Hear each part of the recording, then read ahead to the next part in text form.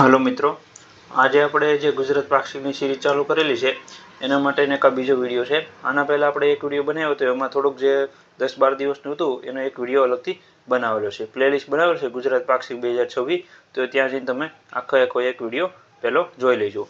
આજે અહીંયા તમને જે છે આપણે ગુજરાત પાક્ષિક જાન્યુઆરી 1 થી 15 જે આવેલું છે 2026નું, તો તેનું સંપૂર્ણ પાક્ષિક આપણે કવર કરેલું છે।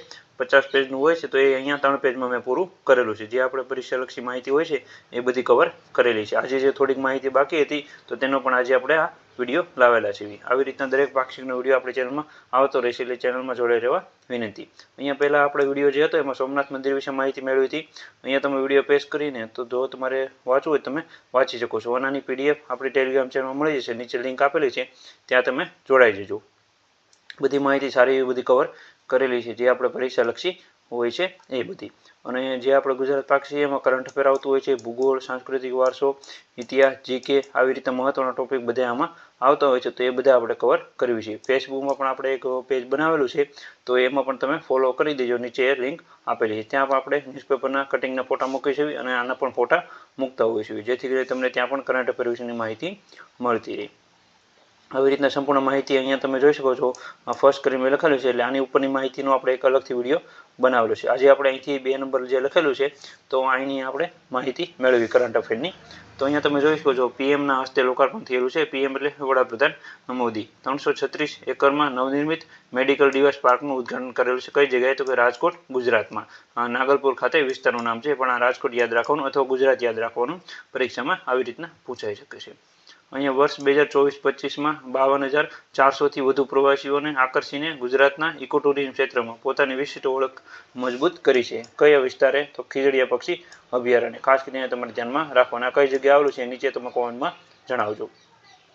પછી વીજીઆરસી એટલે વાઇબ્રન્ટ ગુજરાત રિજનલ કોન્ફરન્સ દરમિયાન 5.78 લાખ કરોડના રોકાણના 5,492 સમજૂતી કરાર કરવામાં આવ્યા હતા। કઈ જગ્યાએ? તો કે મારવાડી યુનિવર્સિટીમાં રાજકોટ ખાતે। કોણે કરેલા હતા? તો કે જીતુભાઈ વાઘાણી। કોણ છે? આપણા કેબિનેટ મંત્રી। તો આવી રીતના આ એક આનું પૂરું નામ અને આ એક ખાસ કરીને યાદમાં રાખજો। હવે આપણે મંત્રીઓ પણ ઘણી વખત પરીક્ષામાં પૂછાય છે હોય છે, કયું ખાતું છે ને એ બધું। તો પર્યાવરણ મંત્રીમાં કોને ખાતું આપેલું છે? તો અર્જુનભાઈ મોઢવાડિયાને। હવે એક આ જે છે પર્યાવરણને લગતો ટોપિક છે, સીવીડ કરીને શબ્દ છે, તો આવો પણ પરીક્ષામાં જીપીએસસીમાં એમાં પૂછાઈ શકે કે આ સીવીડ શબ્દ શેને લગતો છે? તો આ એક પ્રકારનો દરિયાઈ શેવાળ છે, જેનો ઉપયોગ ખાદ્ય અને ઔષધીય હેતુઓ માટે થાય છે। અને આ વિસ્તાર કઈ જગ્યાએ છે જ્યાં સીવીડનું ઉત્પાદન થાય છે? તો કચ્છથી દેવભૂમિ દ્વારકાના દરિયા કિનારે આની ખેતી કરવામાં આવે છે સીવીડની। આ એક પ્રકારનો દરિયાઈ શેવાળ છે, ખાસ કરીને ધ્યાનમાં રાખજો। પછી કચ્છમાં જે છે સૂફ અને ખારેક એમ્બ્રોઇડરી ભરતકલા જે હમણાં તાજેતરમાં ચર્ચામાં છે, તો ખાસ કરીને તમે ધ્યાનમાં રાખજો। આ સાંસ્કૃતિક વારસાનો ટોપિક છે, સૂફ અને ખારેક એમ્બ્રોઇડરી ભરતકલા એ કયા વિસ્તારમાં છે? તો કચ્છ વિસ્તારમાં થાય છે એનો।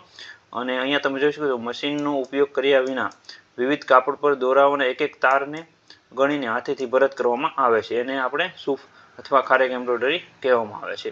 અને કઈ વસ્તુ બનાવે છે? ટોડલિયા, વટવો, રમકડા, ફ્રેમ, આ બધું બનાવે છે। હવે સૌરાષ્ટ્રનો પ્રવેશ દ્વાર કોને કહેવામાં આવે છે? સુરેન્દ્રનગર જિલ્લાને। ભારત અને જર્મની વિશે થોડા કરાર કરવામાં આવેલા છે, તો એ ખાસ કરીને તમે ધ્યાનમાં રાખજો। નરેન્દ્ર મોદી અને ચાન્સેલર ફ્રેડ રીફ માર્ચ કરીને વ્યક્તિ જે છે પતંગ મહોત્સવમાં મુલાકાત લીધી હતી 2026માં। કોણે મુલાકાત લીધી? તો કે જર્મનીના ચાન્સેલરે। ખાસ કરીને તમારે યાદમાં રાખવું। અને આ વ્યક્તિએ જે છે ગાંધી આશ્રમ એટલે અધિકુંજની જે પણ મુલાકાત લીધી હતી જર્મનીના ચાન્સેલરે।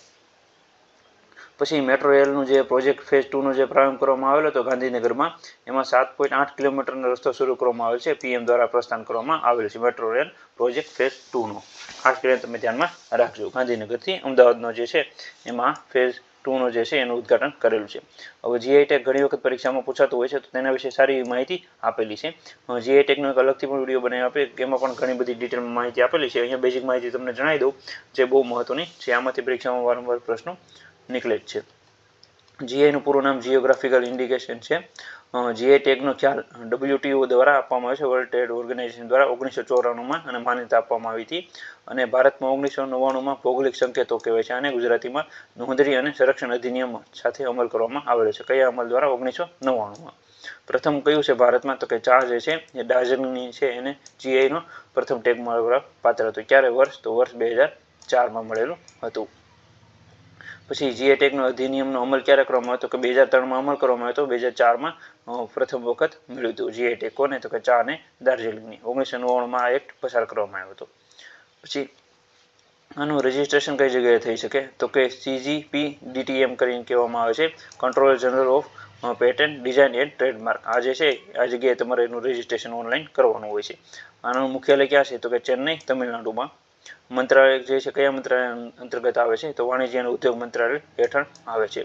હવે જીઆઈ ટેગનો સમયગાળો 10 વર્ષ સુધીનો હોય એવું નથી. એકવાર લઈ લીધું એટલે તમારે પછી પરમેનન્ટ ચાલુ હોય, પણ 10 વર્ષ હોય છે. 10 વર્ષે ફરી તમારે રિન્યુ કરવાનું હોય છે. આવી રીતના આ જીઆઈ ટેગ વિશે માહિતી હતી. હવે અમુક બેઝિક માહિતી જીકેની હોય છે અથવા પરીક્ષામાં પૂછાતી હોય છે એ પણ અહીંયા તમે જોઈ શકો છો. રાષ્ટ્રીય આદિવાસી ઉદ્યોગ મેળો કઈ જગ્યાએ યોજાયો હતો 2026નો સુરતમાં. ખેલ મહાકુંભનું આયોજન 2010માં શરૂ કરવામાં આવેલું હતું, એ ખાસ યાદ રાખજો. શહેરી વિકાસ વર્ષની શરૂઆત ક્યારે કરવામાં આવી હતી 2005માં કરવામાં આવી હતી. હવે નેપાળના ડોક્ટર શંકર પ્રસાદ શર્મા નેપાળના ટુરિઝમના પ્રમોશન માટે ગુજરાતની મુલાકાતે આવ્યા હતા. નેપાળના રાજદૂત છે. પછી આશાવન કરીને એક વિસ્તાર છે તો સીએમ દ્વારા કેન્સરની પ્રાથમિક તપાસ માટે કેન્સર સ્ક્રીનિંગ માટેનું લોકાર્પણ કરવામાં આવેલું હતું આશાવનને. એવી રીતના ખાસ કરીને આ વિસ્તાર તમારી યાદમાં રાખવા number. Ahmedabad international flower show 2026ની થીમ શું હતી? ભારત એક ગાથા. આ એક થીમ યાદ રાખવી, આ પરીક્ષામાં પૂછાઈ શકે છે. 450 રૂપિયા TRB એટલે ટ્રાફિક બ્રિગેડ જવાનોને જે છે એ દૈનિક જે છે દિવસમાં મહિનામાં પગારમાં વધારો થયેલો છે. પહેલાં 300 રૂપિયા રોજના, હવે 450 કરવામાં આવેલા છે. પછી એક આ કાર્યક્રમ યોજાયેલો હતો વૃક્ષ ઉછેર ઝુંબેશ. તો આ શેને લગતો હતો? ગુજરાતની 185 નદીઓના કાંઠે વૃક્ષ ઉછેરનો હાથ ધરવામાં આવશે એ એક ઝુંબેશ હતો. કેટલી નદીઓ? 185. આ એક યાદ રાખજો. ખાસ કરીને આંકડાઓ અને વર્ષ ખાસ કરીને તમારી યાદમાં યાદ રાખવા. IAIRO Indian AI research organisation સ્થાપના કરવામાં આવી છે. દેશનું પ્રથમ રાજ્ય બનશે જેમાં આ સંસ્થાની સ્થાપના કરવામાં આવશે ઓર્ગેનાઇઝેશનની, એ ગુજરાત છે. પૂરું નામ યાદ રાખજો, ઇન્ડિયન AI રિસર્ચ ઓર્ગેનાઇઝેશન. પછી ઈ-નગર કરીને પોર્ટલ છે. તો આની પણ આપણે સંપૂર્ણ માહિતી મેળવીશું. અલગથી એક વિડીયો આવે છે એની સંપૂર્ણ માહિતી તમને જણાવી દઈશ. સામાન્ય માણસની પાયાની જરૂરિયાતો ઝડપથી સંતોષવા માટેનો પોર્ટલ બહાર પાડવામાં આવેલી છે. બેઝિક જરૂરિયાતો હોય છે જે ગવર્મેન્ટને લગતી તેના માટેનો પોર્ટલ છે. કયા વિભાગ દ્વારા સંચાલન કરવામાં આવે છે તો કે શહેરી વિકાસ અને શહેરી આવાસ વિભાગ દ્વારા આનું આયોજન કરવામાં આવે છે. તો આવી રીતના એક આ બીજો વિડીયો હતો અને 3 જ પેજમાં આપણે 15 દિવસનું જે છે ગુજરાત પાક્ષિક પૂરું કરેલું છે. તો આવી રીતના દરેક વિડીયો જોવા માટે આપણે ચેનલ પર જોડાઈ રહેજો જેથી કરીને તમને નવી અપડેટ મળતી રહે. આપણે ગુજરાત પાક્ષિકનું પ્લેલિસ્ટ બનાવેલું છે ત્યાં જઈને તમે પહેલો વિડીયો જોઈ લેજો અને આની PDF આપણે ટેલિગ્રામ ચેનલમાં મૂકી આપી, ત્યાં તમે જઈને ડાઉનલોડ કરી શકો છો, રીડ કરી શકો છો. અને ફેસબુકમાં પણ પેજ છે એ ફોલો કરી લેજો. એમાં પણ તમને નવી કરંટ અફેરના આપણે ન્યૂઝપેપરના ફોટા અને PDF અથવા જે કંઈ માહિતી મળતી હોય છે તે આપણે શેર કરતા હોય છે, તેમાં પણ જોડાયેલા રહેજો જેથી કરીને તેમાં પણ તમને નવી અપડેટ મળતી રહે. વિડીયો ગમે તો વિડીયો લાઇક કરી આપજો, ચેનલમાં ન તો સબસ્ક્રાઈબ કરી આપજો જેથી કરીને તમને નવી અપડેટ મળતી રહે. Thank you.